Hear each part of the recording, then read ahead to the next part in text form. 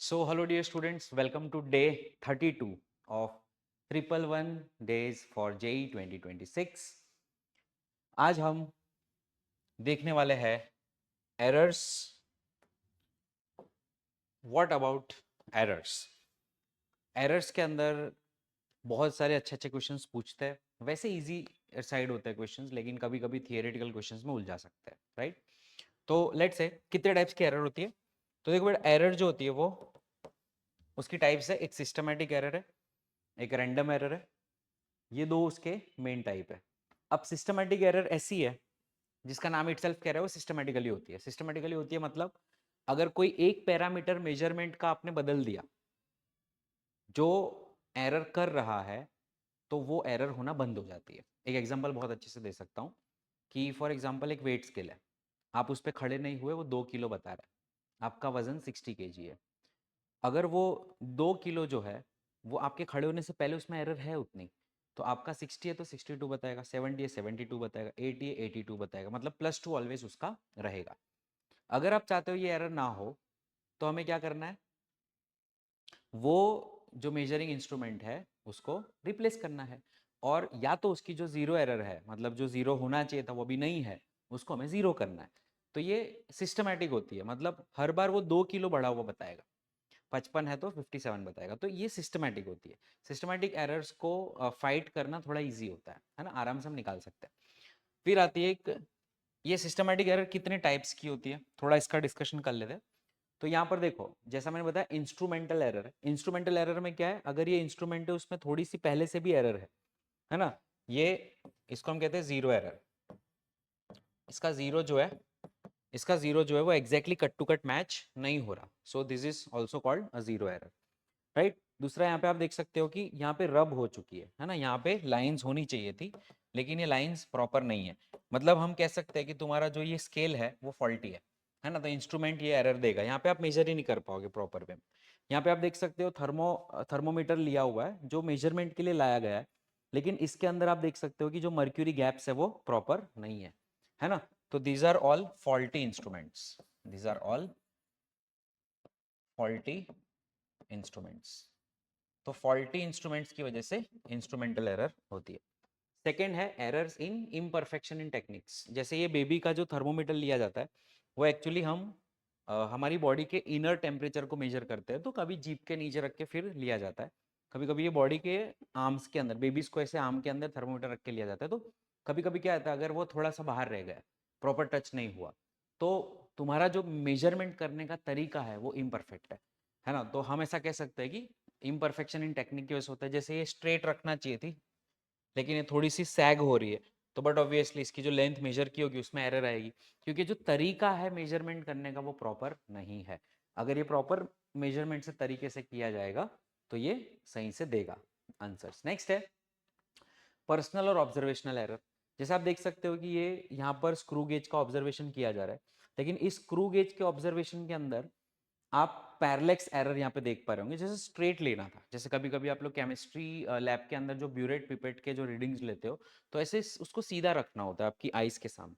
अगर आप ऐसे ऊपर से देख रहे हो, नीचे से देख रहे हो, ऐसे रख के, तो there will be a parallax error, है ना. कभी कभी हम घड़ी में टाइम देखते हैं और साइड से देखते हैं, तो थोड़ा बहुत आप उस पैरलेक्स की वजह से गलत टाइम देख लेते हो. तो ये जो एरर आपको अभी जो दिख रही है, तीनों जो मैंने इमेजेस ली हुई है, दिस आर और पर्सनल एरर. पर्सनल एरर में क्या होता है, कभी कभी ये पैरलेक्स एरर जो है वो एक पर्सनल एरर में पैरलेक्स रिमूव करना चाहिए, तो पर्सनल एरर कहलाती है पैरलेक्स एरर. दूसरा एरर्स जो है ड्यूरिंग रिकॉर्डिंग द ऑब्जर्वेशन, है ना, रिकॉर्डिंग द ऑब्जर्वेशन. आपको ऑब्जर्वेशन रिकॉर्ड करना था, तब भी आपने गलत ऑब्जर्वेशन रिकॉर्ड कर लिया, तो वहां भी आपको एरर देखने को मिलती है. नेक्स्ट है रैंडम एरर्स. अब रैंडम एरर्स का नाम ही कह रहा है कि वो रैंडम है, कुछ भी हो सकता है. जैसे ड्यू टू टेम्परेचर हो सकता है. ड्यू टू टेम्परेचर क्या होता है, अगर टेम्परेचर बढ़ने से ऐसा हुआ कि कुछ there is resistance in the instrument increases, resistance in the instrument increases and that leads to error, that leads to error, leads to error. कुछ भी हो सकता है. they can happen with any reason, there are unknown reasons. They occur due to unknown reasons, है ना, कुछ भी reasons नहीं पता, कुछ भी हो सकता है, वाइब्रेशंस हो सकता है, प्रेशर हो सकता है, ड्यू टू द प्रेशर हो सकता है ना, ड्यू टू प्रेशर हो सकता है, due to vibration during measurement हो सकता है, कुछ भी हो सकता है, इट कैन बी एनीथिंग। इसी वजह से इन्हें कहा जाता है रैंडम एरर्स, ठीक है। तो रैंडमली अकरिंग एरर्स होते हैं ये। फाइन। अब इनको कोई भी रीडिंग आप अगर ले रहे हो, उसमें कितनी एरर है, उसका परसेंटेज एंड रिलेटिव मेजर हमें निकालना है, ठीक है। तो वो मेजर करने का तरीका है, उसका परसेंटेज और रिलेटिव एब्सोल्यूट एरर ये सब क्या होती है। तो आपको बहुत सारे सीरीज ऑफ ऑब्जर्वेशंस लेने होते हैं और उस ऑब्जर्वेशंस के बेसिस पर हम लोग कैलकुलेशंस करते हैं। फॉर एग्जांपल ये तरीका कैसा है, कैसे आप निकालोगे relative absolute error, average absolute error क्या है, तो ये सारे टर्म्स क्या है वो देख लेते हैं। तो सबसे पहले series of reading, step 1, series of readings will be given, series of readings will be given, है ना। एग्जाम्पल के तौर पे हम ले सकते हैं ऑब्जर्वेशंस गिवन होंगे तुम्हें A1, A2, A3, A4, A5, है ना। अब ये करने के बेटा स्टेप्स है, इन्हें फाइंड करने के स्टेप्स है। Step one find average value, find average value of all given readings. जो भी रीडिंग्स तुम्हें गिवन है उसकी एवरेज वैल्यू फाइंड करो, ठीक है। तो ये स्टेप होगा मेरा A1 plus A2 plus A3 plus A4 plus A5 by 5, और इसको मैं नाम दूंगा A बार। तो A बार क्या है, मेरी average of all the readings. Step two मेरा है, now take difference of each reading from average value, from average value, ठीक है। डिफरेंस निकाला हमें ईच रीडिंग का फ्रॉम एवरेज वैल्यू, मतलब मेरे को डेल्टा A1 फाइंड करना है। डेल्टा A1 क्या होगा, तो magnitude of A bar minus A1। अब ये अगर नेगेटिव आता है तो भी आपको लेना पॉजिटिव है, क्योंकि यहाँ पे मैग्नीट्यूड लिखा हुआ है। वैसे ही तुझे फाइंड करना है delta A2 which is A bar minus A2, है ना। वैसे ही तुम फाइंड करोगे delta A3 which is A bar minus A3, delta A4 which is A bar minus A4, वैसे ही delta A5 which is equals to A bar minus A5, ठीक है। तो ये सारे डेल्टा हमने फाइंड कर लिए। इसको बेटा कहा जाता है एब्सोल्यूट एरर्स। क्या कहा जाता है, these are absolute errors, these are absolute errors, ठीक है। तो हमें एब्सोल्यूट एरर्स को फाइंड करना है कितनी होगी। अब इसके बाद बेटा नेक्स्ट स्टेप आएगा तुम्हारा, एब्सोल्यूट एरर के बाद हम फाइंड करेंगे average absolute error, that is step 3। Step 3 we are going to find out average absolute error. Find average absolute errors.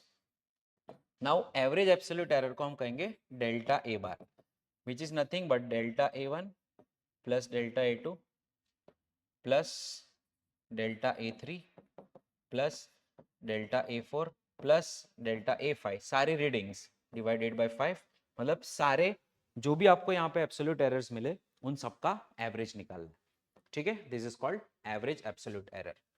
Step 4, step 4 is find out relative error.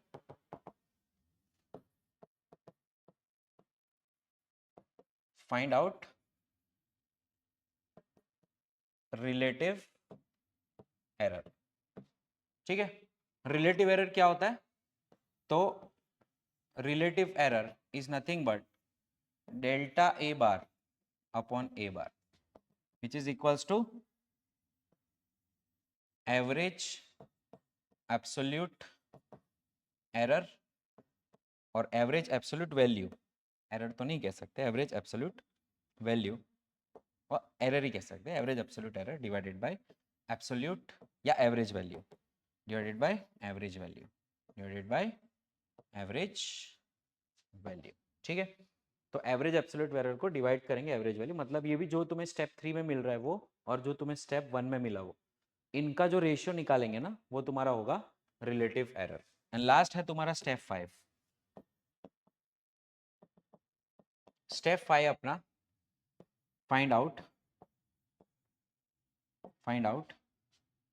Percentage error, find out percentage error. ठीक है, तो ये percentage error जो है वो क्या है, कुछ नहीं करना, percentage error is equals to relative error multiplied by 100 and that is equals to a relative into 100, or you can also say delta a bar upon a bar into 100। तो इसको हम लोग परसेंटेज एरर भी कहते हैं। आइए देखते हैं, एक आध क्वेश्चन सॉल्व करते हैं इसका। एक प्रैक्टिस क्वेश्चन लेकर आया मैं। In an experiment, refractive index of glass was observed to be 1.54, 1.53, 44, 54, 56, 45. Calculate average absolute error, relative error and percentage error. ठीक है, तो ये बहुत अच्छा सा एक एग्जांपल हमने लिया है। चलो स्टेप 1, सबसे पहला काम क्या करेंगे, फाइंड करेंगे हम average value. Average value find करेंगे।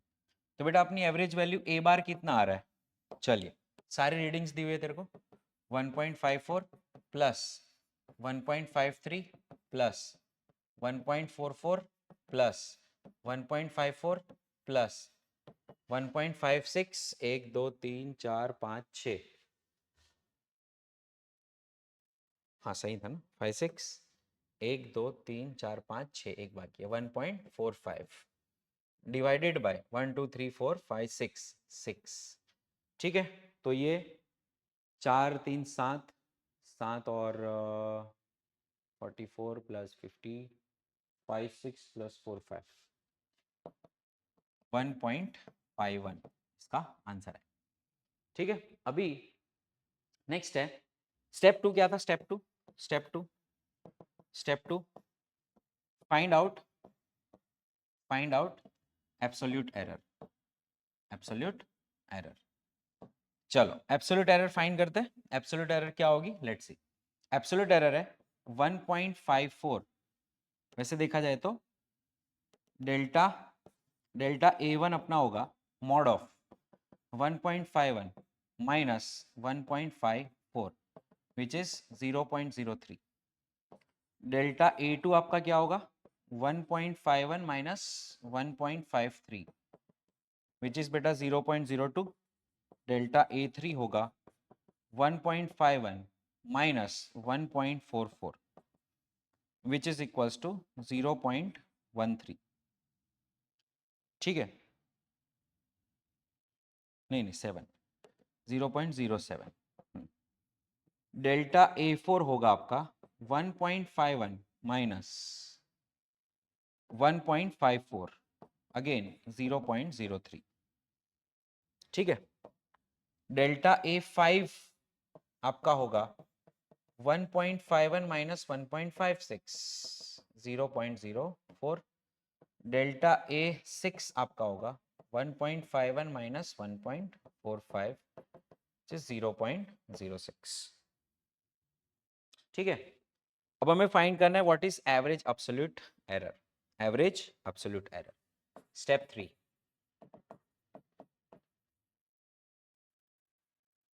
What is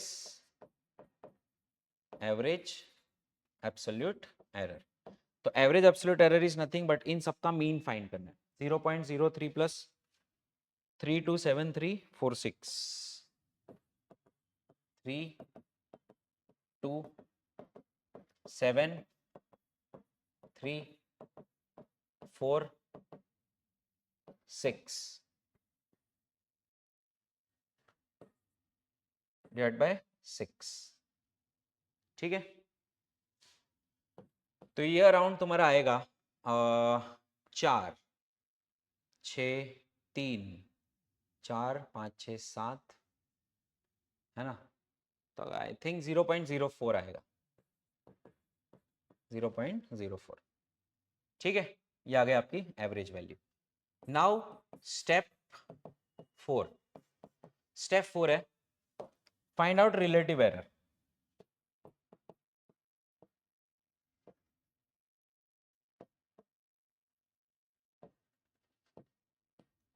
find relative error. ठीक है, रिलेटिव एरर क्या होगी, let's see. Relative error is delta A bar upon A bar 0.04 divided by 1.51, which is nothing but 0.03 के आसपास आपको ये वैल्यू आएगी। Step 5 is find percentage error. Percentage error में कुछ नहीं करना है, जो तेरा रिलेटिव एरर आ रहा है मल्टीप्लाई बाय 100, मतलब delta A bar upon A bar multiplied by 100 which is 0.03 multiplied by 100, that is equals to 3%. 0.03 multiplied by 100, that is equals to 3%. ठीक है, चलिए बेटा आगे बढ़ते। Yes, next is combination of errors. Combination of errors. अब मजे कब आता है, जब जब कभी भी एडिशन सब्ट्रैक्शन वगैरह होता है, अरिथमेटिक ऑपरेशन होता है ना, अरिथमेटिक ऑपरेशंस जब भी होते हैं, अरिथमेटिक ऑपरेशंस होते हैं, जैसे addition, addition of numbers, subtraction of numbers, subtraction of numbers, multiplication of numbers, multiplication, division हो गया, और कभी पावर आ गया। ठीक है, तो इसमें क्या होगा, कभी कभी रीडिंग्स दी हुई होगी आपको, जैसे किसी चीज को, दो चीज को ऐड करना है, अभी हम क्वेश्चंस करेंगे इसके, रीडिंग्स दे दी है, तो उसमें क्या एरर होगी, जो आपका फाइनल रिजल्ट होगा, तो वो हम इसका यूज करके निकालेंगे। इसमें कुछ रूल्स एंड रेगुलेशंस फॉलो करने होते हैं, मैं आपको बताता हूँ कैसे करना। देखो एडिशन, एडिशन में मान लो कोई एक z आपका बन रहा है a और b के एडिशन से। अब a कुछ नहीं, एक रीडिंग है ना, this is measured, this is measured reading 1 and this is also measured, नापी हुई रीडिंग है, विथ कुछ इंस्ट्रूमेंट से नापी होगी, रीडिंग 2। अब मुझे इन दोनों का एडिशन करना है, कुछ भी हो सकता है, it can be resistance, it can be distance, it can be thicknesses, it can be कुछ भी हो सकता है जो मेजर किया हुआ होगा। ठीक है, अब ए जो दिया होगा तुझे, ए वो दिया होगा ए प्लस और माइनस इसका डेल्टा ए, मतलब उसका एब्सोल्यूट एरर तुम्हें दिया होगा। तो वैल्यू प्लस एब्सोल्यूट एरर या लीस्ट काउंट, या जो मेजरिंग इंस्ट्रूमेंट है उसकी एरर, उसकी लीस्ट काउंट यहाँ पे होती है, मतलब छोटी से छोटी वैल्यू कितनी पॉसिबल एरर है वो यहाँ पे दी जाती है। ठीक है, तो यहाँ पर फॉर एग्जांपल आपको दिया हुआ है, तो z प्लस और minus delta z, right, that is equals to a plus और minus delta a plus b plus और माइनस डेल्टा b। तो यहां पे अगर हम देखेंगे बेटा, तो a प्लस b प्लस और minus delta a plus delta b। तो यहां पे जो है आप देख सकते हो कि errors are added, errors are added. ठीक है, दो अलग अलग इंस्ट्रूमेंट से मेजरमेंट किया, मतलब दो आपको वैल्यूज दी हुई है। अच्छा, कभी कभी ये होता है, याद रखना, इसमें एक स्पेशल केस बता रहा हूं,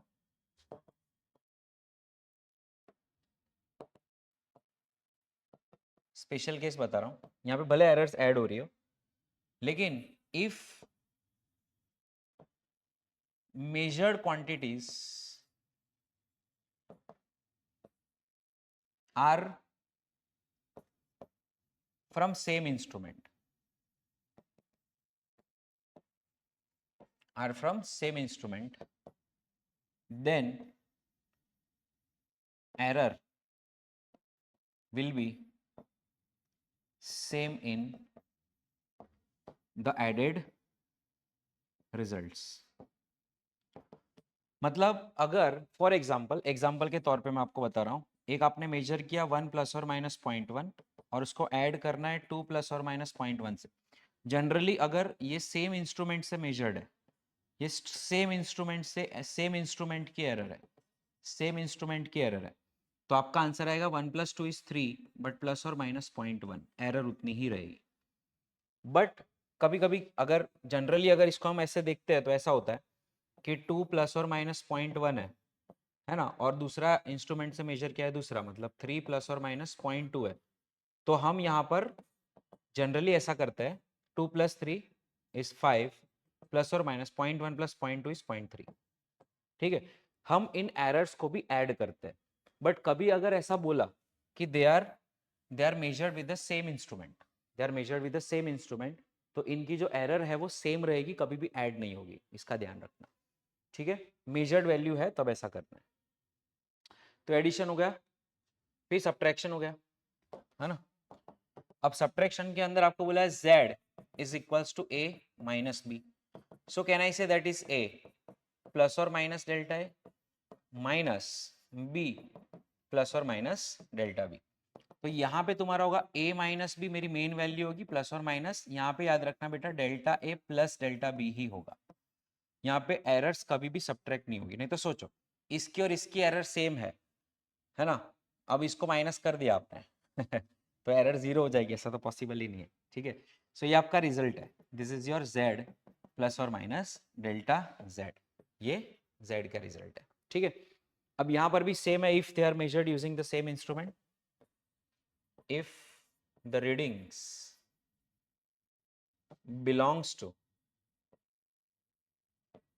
belongs to the same instrument,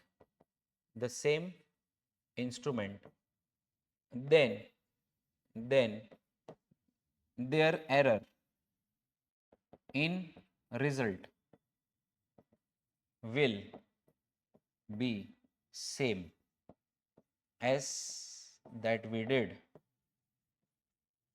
during addition. तो सब्ट्रैक्शन में भी ये रूल फॉलो होगा.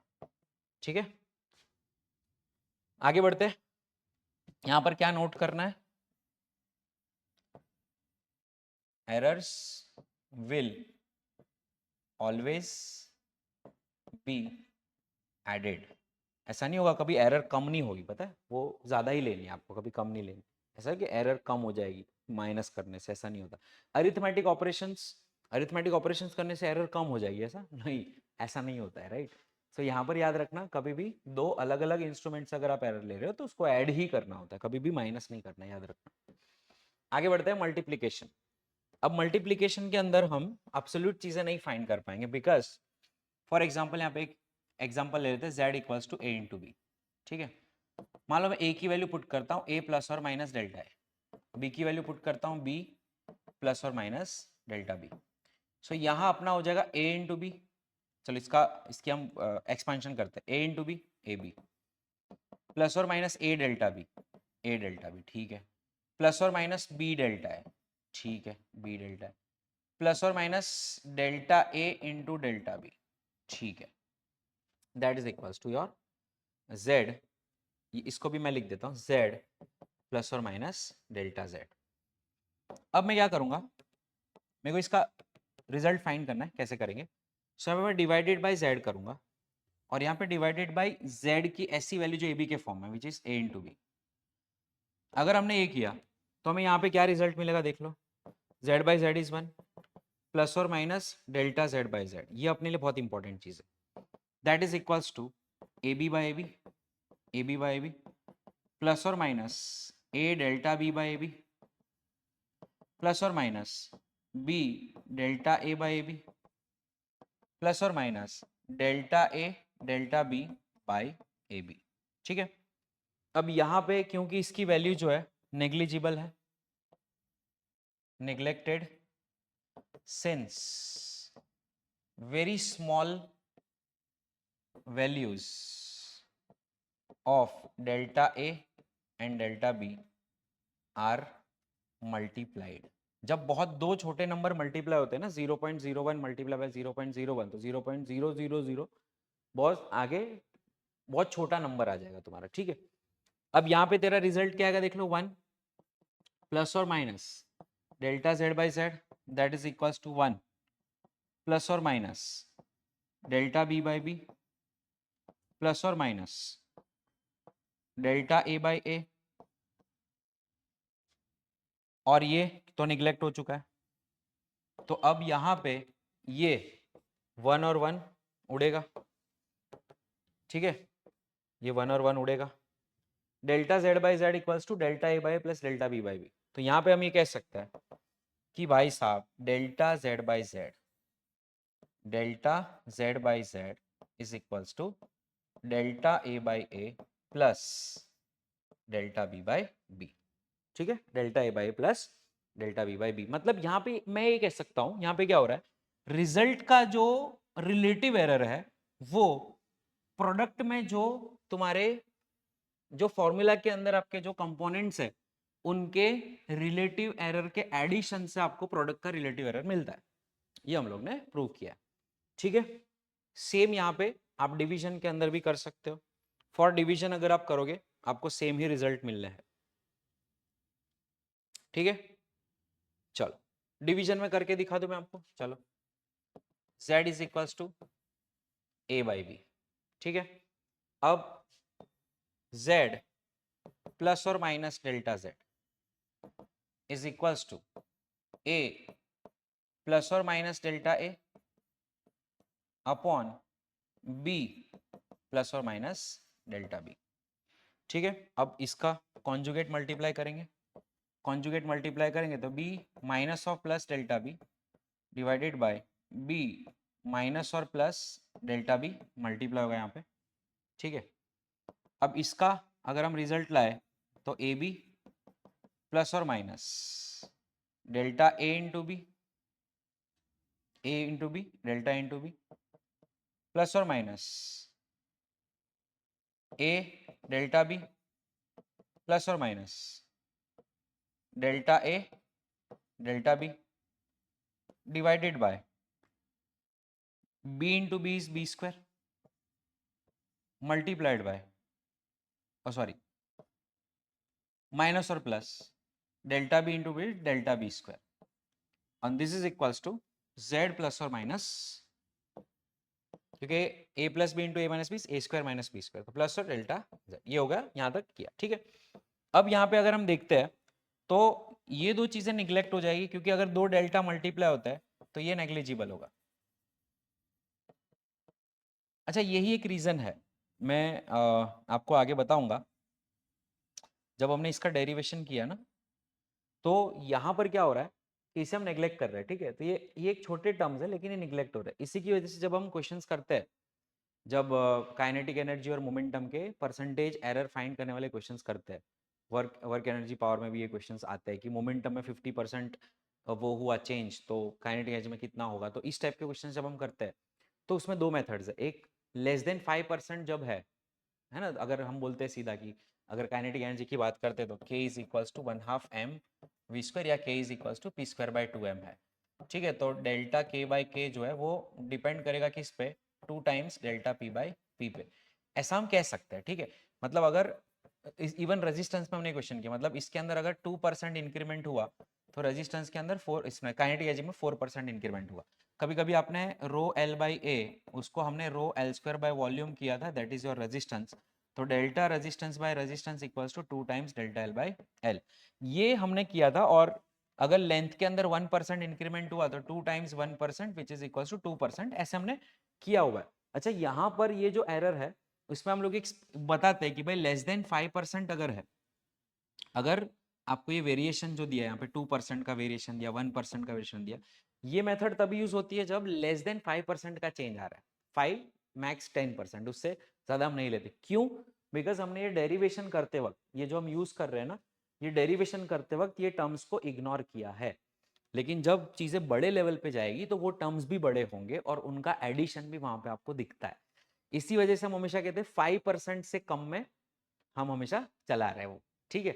बाकी आपको नॉर्मल मेथड से फिर करना पड़ेगा ना, इनिशियल फाइनल वैल्यू फाइंड करने, फिर डेल्टा के बाई के मल्टीप्लाई बाय 100 करके परसेंटेज चेंज फाइंड किया जाता है, ठीक है। तो ये छोटी सी बात मुझे बतानी थी। आगे देखते हैं, नेग्लेक्ट हो जाएगा। अब बेटा यहाँ पे हमारा नेक्स्ट स्टेप क्या था? नेक्स्ट स्टेप हमारा था यहाँ पे इसको डिवाइडेड बाय जेड करना है। यहाँ पे डिवाइड बाय जेड करेंगे तो यहाँ पे divide by a by b हो जाएगा, ठीक है, ए बाई बी। अब ए बाई बी से बी कैंसिल हो जाएगा। अब सेम वही चीज आ रही है जो पिछली आई थी, देख लो, आप देख सकते हो, है ना, जो पीछे जो चीज आई थी वही यहाँ पे आ रही है कि बाई 1 प्लस और minus delta Z by Z is equals to A B by A B, है ना, A B by A B plus और minus delta A B by A B plus और minus A delta B by A B. मतलब अगर आप देखो तो ये कैंसिल हो जाएगा। So delta Z by Z is equals to delta B by B plus delta A by a, delta B by B plus delta A by. मतलब यहां पर भी आप देख सकते हो it's a summation of relative errors of the component of the equation are added and then we are getting the relative error of the formula itself। मतलब अगर यहाँ पर किसी चीज का डिवीजन हो रहा है, एक एग्जांपल लेते हैं, मान लो कोई भी density is equals to mass upon volume, है ना। मतलब अगर मेरे को डेंसिटी का delta rho by rho find करना है तो मास में मेजर किया हुआ जो रिलेटिव एरर है वो प्लस वॉल्यूम का मेजर किया हुआ रिलेटिव एरर है वो, इन दोनों को ऐड करने से मेरे को डेंसिटी का रिलेटिव एरर मिलता है। और अगर इसको मैंने मल्टीप्लाई बाय 100 कर दिया सबको तो ये सारे परसेंटेज एरर में चेंज हो जाते हैं, ठीक है। सिमिलरली यहाँ पे मल्टीप्लीकेशन है तो अगर एग्जांपल के तौर पे हम लेते हैं if force is equals to mass into acceleration, मुझे मेजर करना है तो मतलब मास के अंदर जो भी आपने मेजर किया हुआ आपका जो भी एरर आ रहा है वो प्लस आपने एक्सेलरेशन का जो भी एरर आया वो आपका फोर्स का मेजर्ड की हुई वैल्यू का एरर रिलेटिव एरर के बराबर होता है ऐड करने से, और मल्टीप्लाई बाय 100 करने से सारी चीजें परसेंटेज में चेंज हो जाती है, ठीक है बेटा, डन है, फाइन।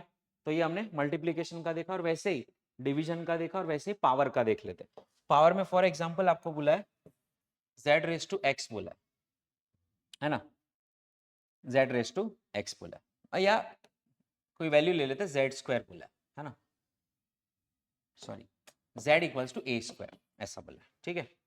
अब यहाँ पे क्या मैं कह सकता हूँ z is equals to a into A, multiplication ही हो गया। तो हम क्या मल्टीप्लीकेशन वाला रूल लगा सकते हैं, delta Z by Z is equals to delta A by A plus delta A by A which is nothing but 2 times delta A by A, ठीक है। तो इस तरह से हम इसको ऑपरेट कर सकते हैं। अब कॉम्बिनेशन जब भी पिक्चर में आता है ना, जब कॉम्बिनेशन पिक्चर में आता है, जैसे ये हम कहाँ यूज कर सकते हैं, see what is formula of kinetic energy, तो 1/2 mv स्क्वायर। यहाँ पे मैं पावर वाला रूल यूज करूंगा, इन दोनों के लिए मल्टीप्लीकेशन वाला रूल यूज करूंगा। मतलब क्या मैं कह सकता हूँ कि काइनेटिक एनर्जी की error delta K by K is equals to delta M by M की error plus 2 times delta we by V की एरर के जितनी होती है, ठीक है। तो हम इसको आराम से अच्छे से यूज कर सकते हैं। चलो कुछ क्वेश्चंस इसके देखते हैं, बहुत इजी क्वेश्चंस आते हैं इसके, 2020 का क्वेश्चन है। देखो एक अच्छा सा आपको एक फंक्शन दिया हुआ है ना, z is equals to A square B raise to 2/3 upon root C, मतलब C raise to 1/2 into D cube है, ठीक है। अब यहाँ पर आप 2 times delta A by A, मेरे को delta Z by Z find करना है, that is equals to 2 times delta A by A plus 2/3 times delta B by B plus 1/2 times delta C by C plus 3 times delta D by D. अब 2 times delta A by A, but A का error कितना बोला है उसने, A B C D 2%, तो 2 times 2% plus 2/3 times 1.5%, 1.5% plus 1/2 times 4%, 1/2 times 4% plus 3 times 2.5%, ठीक है, 3 times 2.5%। अगर बेटा हम इसकी बात करें तो ये हो जाएगा 4 प्लस 1 प्लस 2 प्लस 5 25 25 3 7 7.5, ठीक है, तो 4 5 6 7 7 प्लस 7.5 14.5, तो 14.5% शुड बी योर आंसर। ठीक है, ये अपना आंसर। नेक्स्ट क्वेश्चन पे चलते हैं। Two resistance R1 equals to 4 plus और minus 0.8 ohm and R2 is equals to 4 plus or minus 0.4 ohm are connected in parallel. The equivalent resistance of the parallel combination will be equals to dash. देखो, अब resistance जब parallel में पूछे ना आपको, तो इसका एक फॉर्मूला जो है वो दिया हुआ है। मैं कैसे आया वो बता देता हूं। For equation of resistance in parallel, for equation of resistance in parallel, ठीक है, 1 by R parallel is equals to 1 by R1 plus 1 by R2, दो रेजिस्टेंस है ऐसा मान के चलते हैं। तो आपने ये फॉर्मूला देखा होगा, एनसीईआरटी बुक में छपा हुआ है फॉर्मूला, डेल्टा आर पैरेलल का square is equals to delta R1 upon R1 का square plus delta R2 upon R2 का स्क्वायर। ठीक है, ये छपा हुआ है फॉर्मूला। कैसे आया तो मैं आपको बता रहा हूँ कैसे आया। सी, ये इक्वेशन है अपने पास। क्या मैं इसको कह सकता हूँ आरपी का inverse is equals to R1 का इनवर्स प्लस R2 का इनवर्स? यस। अब मैं इनको डिफरेंशिएट करूंगा, क्योंकि डिफरेंशिएट करने से मुझे चेंज मिलेगा, dr dp dy, जो मेरा एरर है। Differentiating above equation. अगर मैं आरपी को डिफरेंशिएट करना चाहूं तो d बाई डी आरपी करना पड़ेगा, लेकिन अगर आपने ऐसा किया तो आपको एक डीआरपी मल्टीप्लाई करना पड़ेगा। ये तरीका है, राइट। मतलब इसका डिफरेंशिएट तो हो जाएगा, लेकिन डीआरपी एक मल्टीप्लाई हो जाएगा यहाँ पे। ठीक है, मतलब अगर मैं थोड़ा ईमानदारी से करूँ, सारे स्टेप्स करूँ, तो कुछ ऐसा होगा, differentiation of RP raise to -1 is equal to differentiation of R1 raise to -1 plus differentiation of R2 raise to -1। Differentiation तो क्या किसके रिस्पेक्ट में किया, तो मेरे को इसका करना है,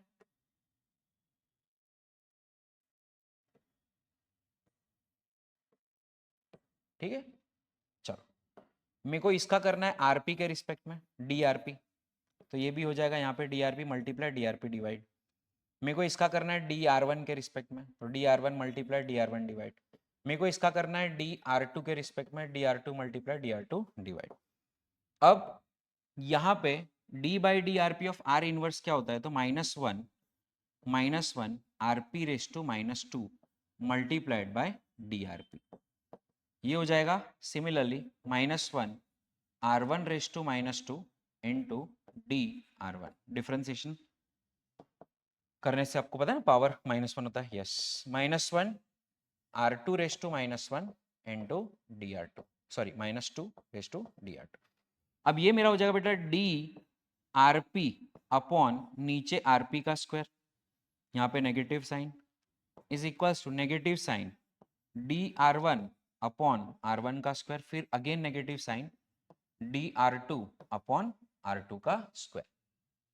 ठीक है, अब यहां से सारी नेगेटिव साइन कैंसिल आउट हो जाएगी, सो drp अपॉन rp का square is equals to dr1 upon R1 का square plus dr2 upon R2 का स्क्वायर। भाई साहब याद कर लेना ये, ठीक है, ये याद रखना, डिराइव करने का टाइम नहीं है तुम्हारे पास, याद रखियो भाई। ठीक है, तो ये यहाँ पे यूज होगा। अब सोचोगे कैसे आया, एनसीईआरटी में छपा हुआ है भाई, तुझे पता होना चाहिए। 4, अब सबसे पहले क्या करना है, सी ये तेरी वैल्यूज है आर और आर। अब पैरेलल कनेक्शन दो आर का करेंगे, so 1/4 plus 1/4 is equals to 1/rp। So RP की वैल्यू तेरी आ जाएगी 4 ओम आ जाएगी, ओ सॉरी 2 ओम आ जाएगी, हाँ 2 ओम आ जाएगी, 4/2 हो जाएगा ना, हाँ ठीक है, ओके सर सही है। अब आरपी की वैल्यू तुम्हारी 2 ओम आ गई, ठीक है सर डन है। अब डेल्टा आरपी यहां से निकालना है, डेल्टा आरपी अपॉन आरपी का square must be equal to delta R1 upon R1 का square plus delta R2 upon R2 का स्क्वायर। अब मेरे को डेल्टा आरपी यहां से निकालना है, तो delta RP is equals to RP का square into delta R1 upon R1 का square plus delta R2 upon R2 का स्क्वायर। अब बेटा यहाँ पे आरपी कितना है तेरा 2, 2 का स्क्वायर क्या है 4, डेल्टा R1 तेरा ये रहा 0.8, 0.8 अपॉन r1 का स्क्वायर 4 का square 16 plus 0.4 upon again r1 का स्क्वायर 16 r2 का स्क्वायर 16। अब 8 और 4 12 1.2 डिवाइडेड बाय 16 मल्टीप्लाइड बाय 4 4 4 जा 16 1.2 बाय 4 इज 0.3। सो ये तेरा 0.3 आएगा एरर। अब मैं इसको लिखूंगा r पैरेलल प्लस और माइनस डेल्टा r पैरेलल, ये मेरा आंसर होना चाहिए। तो मेरा r पैरेलल आया 2 प्लस और माइनस 0.3 ओम। 4 क्यों आ रहा है, 2 आना चाहिए ना, 2 प्लस और माइनस 0.3 ओम। हाँ 2 आएगा, ये नहीं आएगा, ये करेक्ट आंसर है 2 प्लस और माइनस 0.3 ओम। ठीक है, तो इस तरह से हम equivalent resistance parallel combination, main ये एरर निकालना था, ये एरर निकालना मेन था। ठीक है, तो बेटा आगे बढ़ते हैं। Next, the density of a material in the shape of cube is determined by a measuring 3 sides of a cube and its mass. See, we know the formula density is equals to mass upon volume. ठीक है, relative error in measuring the mass and length are respectively ये दे दिया है, तो ये तो बहुत इजी है। Delta rho by rho is equals to delta M by M plus delta, अब वॉल्यूम क्या है, क्यूब है वो, तो वॉल्यूम का फॉर्मूला क्या होगा, एल क्यूब हो गया, तो ये हो जाएगा बेटा तेरा 3 times delta l by L, है ना। तो वॉल्यूम का एरर है वो 3 times delta l by L से मेजर करेंगे। तो अब डेल्टा एम बाय एम में परसेंटेज एरर फाइंड करना है, दिया हुआ है, इसमें परसेंटेज एरर फाइंड हो जाएगा। इसका परसेंटेज एरर कितना है, तो बेटा 1.5% है प्लस 3 टाइम्स 1%, तो ये 3 प्लस 1.5 4.5%, तो 4.5% तेरा आंसर होगा। This is correct answer. ठीक है, चलो आ जाओ इस क्वेश्चन को करते थे। Time period of a simple pendulum is given by T equals to 2 pi under root of L by g. ठीक है, इस टाइप के क्वेश्चंस भी आते रहते हैं। The measured value of length of pendulum is 10 centimetre known to 1 mm accuracy. तो l जो है वो है 10 सेंटीमीटर, 10 सेंटीमीटर प्लस और माइनस 1 mm मतलब 0.1 सेंटीमीटर, सारी चीजें सेंटीमीटर में ही होनी चाहिए, विच इज इक्वल्स टू मतलब एक ही यूनिट में होना चाहिए, या तो सेंटी या तो mm। ठीक है, the time for 200 oscillation of pendulum is found to be 100 second using a clock of 1 second resolution। ठीक है, मतलब टाइम आपने फाइंड किया। अब देखो यहाँ पे इंपॉर्टेंट चीज क्या हो मैं आपको बता दूं,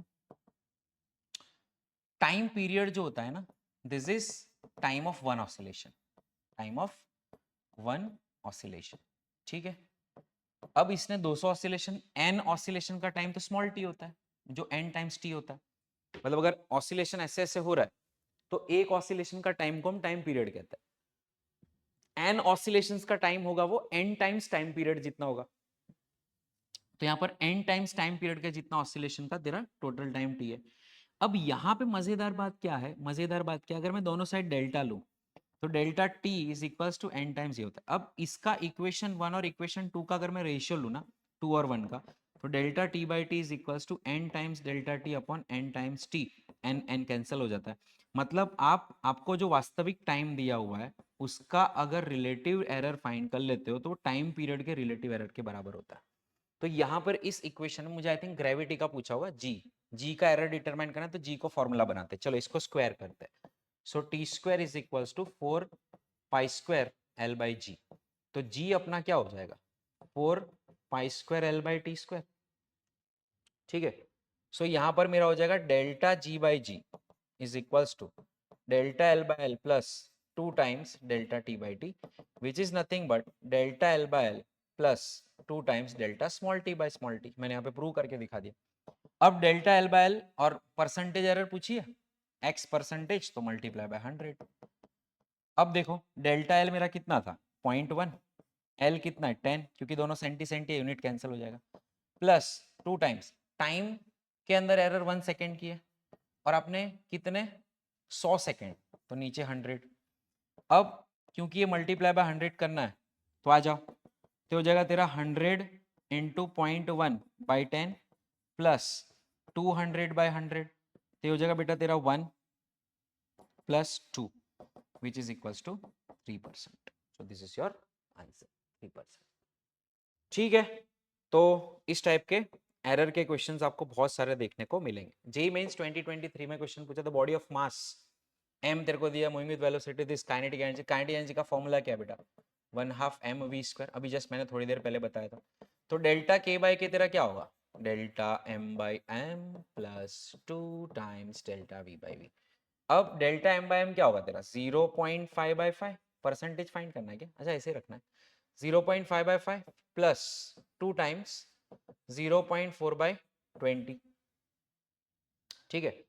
अब ये तेरा आ गया डेल्टा के बाई के की वैल्यू, रुक जा अभी के भी फाइंड करना है तुझे, तो ये तेरा हो जाएगा कितना, 0.5/5 0.1 प्लस ये तेरा हो गया 2 10 20 0.04, तो ये तेरा आ रहा है बेटा 0.14, है ना।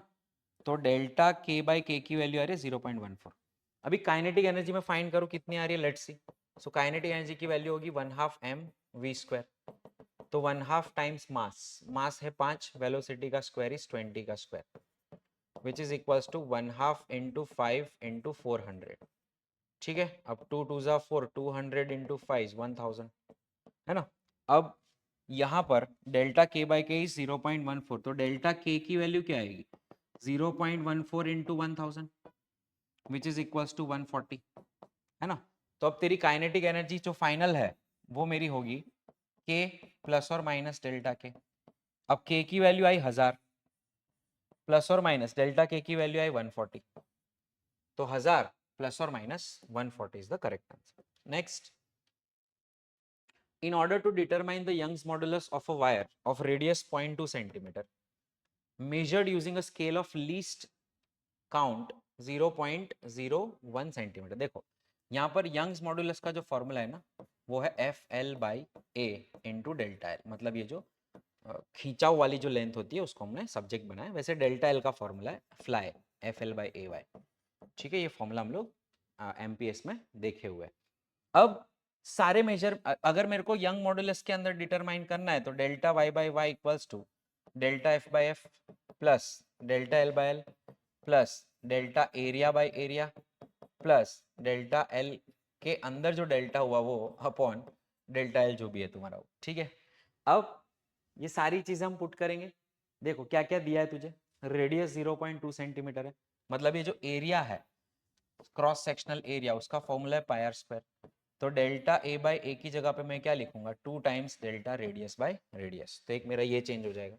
फिर फोर्स क्या है, hang to get a weight, मतलब force is M G, F is equals to M G, है ना। तो डेल्टा एफ बाई एफ क्या होगा, delta M by M plus delta G by G. अब ग्रेविटी, ग्रेविटी के अंदर कोई एरर होती नहीं है, वो हम कांस्टेंट लेके चलेंगे, ठीक है। तो फोर्स मेरा डेल्टा मास पे डिपेंड करने वाला, मतलब डेल्टा एफ बाई एफ की जगह पे मैं डेल्टा मास लूंगा, delta M by plus delta capital length by capital length plus delta A by की जगह मैं लूंगा 2 times delta radius by radius plus जो भी मेरा वो डेल्टा एल मेजर किया था उसकी वैल्यू, उसके डेल्टा की वैल्यू। अब सारी चीजें पुट करते चलो। मास की बात करें, मास कहाँ है भाई, weight of mass 1 kg, least count is equals to 1 gram, तो 1 kg को ही मैं 1000 ग्राम बोल देता हूँ, तो नीचे 1 ग्राम, ग्राम ग्राम कैंसिल। अब लेंथ कितने है वायर का, है ना, लेंथ 1 मीटर है और mm में नापा है, मतलब 1000 mm और 1 mm, ठीक है। 2 टाइम्स रेडियस है 0.2 सेंटीमीटर, वो तो सेंटी में ही है तो उसको सेंटी में ही रखते हैं, 0.01 बाई 0.2 प्लस, अब एरर ये 0.5 सेंटीमीटर है और 0.01 सेंटीमीटर, तो 0.01 डिवाइडेड बाय 0.5, ठीक है बेटा, डन है, ठीक है। तो फ्रैक्शनल एरर फाइंड करनी है, मतलब इन सब की वैल्यूज हमें फाइंड करनी है कितनी होगी। So that is equals to, यहाँ पे आपको 1.4 मिल जाएगा, देख लेना, ठीक है, आ ही जाएगा, फाइन। नेक्स्ट क्वेश्चन है, given below are two statements, one is labeled as assertion and the other is labeled as the reason. A spherical body of radius 5 plus or minus 0.1 mm having a particular density is falling through a liquid of a constant density. The percentage error in the calculation of its terminal velocity is 4%. ठीक है, the terminal velocity of spherical body falling through the liquid is inversely proportional to the radius. अब देखो spherical radius दे दिया, अब terminal velocity का formula है ना 2/9 r square, है ना, 2/9 r square g by eta into rho minus sigma, ऐसा कुछ फॉर्मूला है। मतलब मैं ऐसा कह सकता हूं कि मेरा जो ईटा है ना, oh sorry not eta, VT terminal, तो that is proportional to radius का स्क्वायर। मतलब अगर मैं, बाकी सब कांस्टेंट है ना, फॉर्मूला में लिख दूं, वापस लिख देता हूँ चलो। टर्मिनल वेलोसिटी का कुछ ऐसा कुछ फॉर्मूला है, फ्लूइड्स में हम पढ़ेंगे, 2/9 R square g by eta, हाँ इतना ईटा ज्यादा होगा वेलोसिटी कम होगी, सही है, इंटू रो माइनस सिग्मा, ऐसा फ्लूइड की डेंसिटी और मटेरियल की डेंसिटी। तो आप देखो ये कांस्टेंट है, ये कांस्टेंट है, ये कांस्टेंट है, ये कांस्टेंट है, सिर्फ वेरिएबल कौन है, आर स्क्वायर। मतलब terminal velocity is directly proportional to R square, तो delta we by V is equals to 2 times delta R by R, which is equals to 2 times 0.1/5 multiplied by 100। तो ये हो जाएगा तुम्हारा 2 इंटू 10/5, 5 2 ज़ा 10 विच इज इक्वल्स टू 4%। मतलब जो मेरा एसर्शन है वो करेक्ट है, दिस एसर्शन इज करेक्ट। अब रीजन में बोला है the terminal velocity of spherical body falling through the liquid is inversely proportional to the radius, ये गलत बात बोल दी उसने, तो एसर्शन ट्रू है, रीजन फॉल्स है। नेक्स्ट है a physical quantity Q is related to 4 observations A B C D। तो ये मैं आपको होमवर्क दे रहा हूं, आप कर लेना।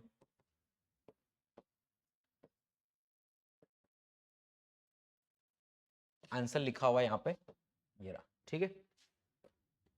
नेक्स्ट है the radius length and resistance of a metal wire was measured in the laboratory, the percentage error in resistivity of material. Resistivity का मैं आपको फॉर्मूला दे देता हूँ, resistance R equals to rho L by A, rho L, तो resistivity rho होगी resistance into A by L, ठीक है।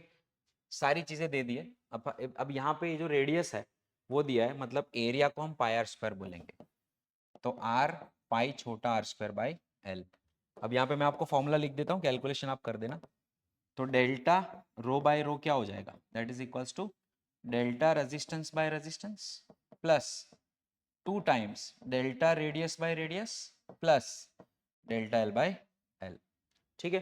अब आप परसेंटेज अगर फाइंड करना चाहो मल्टीप्लाई बाय 100 डाल दो, आपको कुछ 39.9% मिल जाएगा। क्लियर। सो इसके इस टाइप के क्वेश्चंस आपको ज्यादातर देखने को मिलते हैं, राइट। एरर के क्वेश्चन में रेजिस्टेंस वाले में बस गड़बड़ मत कर देना, बाकी तो आप लोग सब सही से कर लोगे, ठीक है। तो this is all about day 32 for the dimensional formulas. अब यहाँ पे मेरा एरर वाला पार्ट खत्म होता है। नेक्स्ट क्लास के अंदर कल के लेक्चर में हम देखेंगे very very very very hot favorite topic of this chapter, that is vernier caliper and screw gauge. I promise इतना बढ़िया लेक्चर होगा वो कि कभी भी वर्नियर स्क्रू में प्रॉब्लम नहीं आएगी, ये मेरा प्रॉमिस है। Thank you so much.